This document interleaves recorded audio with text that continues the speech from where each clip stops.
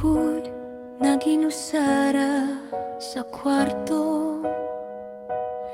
Gihaplos ang hulagway na ikaw ug ako.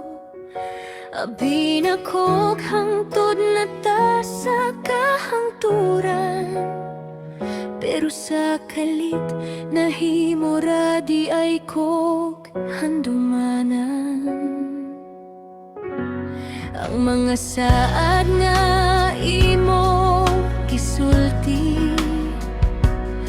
karong mura na lang ug hangin nga nilabay. Ikaw malipayon na sa lain, samtang ako nagpabilin sa kasakit nga walay kahumanan.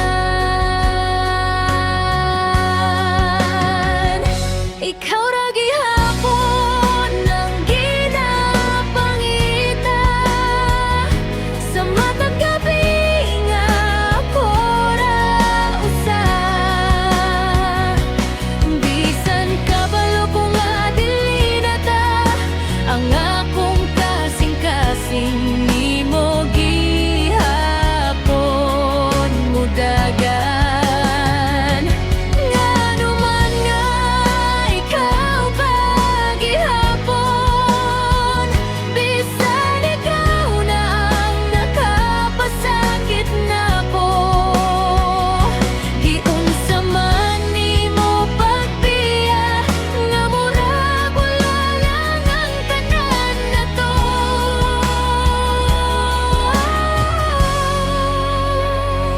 Nakita ti ka kauban ang lain, ang pahiyom nga sa una ako ang rason.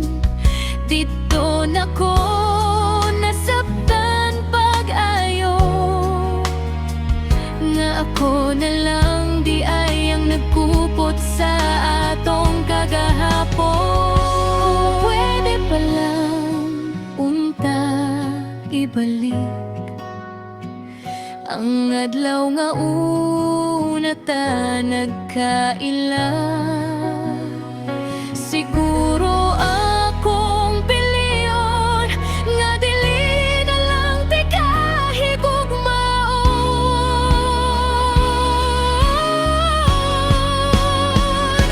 Ikaw ra gihapon ang ginapangita sa